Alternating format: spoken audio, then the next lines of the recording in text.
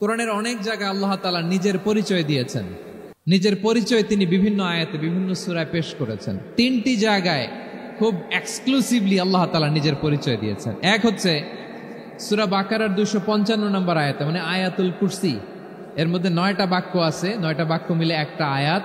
এই আয়াতে আল্লাহ তাআলা খুব চমৎকার ভঙ্গিমায়, চমৎকার ভাষা শৈলী ব্যবহার করে, খুব উচ্চাঙ্গের আরবি সাহিত্য দিয়ে একটি আয়াত নাজিল করেছেন। এই আয়াতটার নাম হচ্ছে আয়াতুল কুরসি।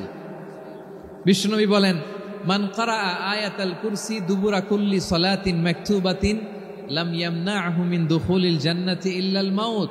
প্রত্যেক ফরজ নামাজের পরে যে আয়াতুল কুরসি পড়বে তার জান্নাতে যাওয়ার ক্ষেত্রে আর কোনো বাধা থাকে না, একটা জিনিস ছাড়া, সেটা হচ্ছে মৃত্যু, মরণ। লোকটা মরে না তাই জান্নাতে যায় না, মরলেই জান্নাতি। এই আয়াতুল কুরসির এই আয়াতে আল্লাহ তাআলা খুব স্পষ্টভাবে নিজের পরিচয় তুলে ধরেছেন। আবার সূরাতুল ইখলাসের ভেতরে আল্লাহ তাআলা খুব চমৎকার ভঙ্গিমায় তিনি নিজের পরিচয় তুলে ধরেছেন। অনুরূপভাবে সূরা হাশরের শেষ 3 আয়াতেও আল্লাহ তাআলা খুব চমৎকার ভাবে নিজের পরিচয় তুলে ধরেছেন। আওয়াজ করে পড়ুন সুবহানাল্লাহ। আমরা সূরা হাশরের শেষ 3 আয়াতের তাফসীর আজকে আমরা শুনব। আসুন আমরা আমাদের রবকে চিনে নেই। আজকের আলোচনার টপিক হচ্ছে আসুন আমাদের রবকে চিনি।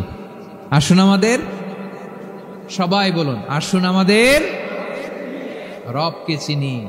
আজকের আমার ঢাকা বিভাগের প্রোগ্রাম থেকে, এই নবাবগঞ্জ বারুয়াখালীর প্রোগ্রাম থেকে আমরা আমাদের রবকে চিনে যাব ইনশাআল্লাহ। বলেন সবাই।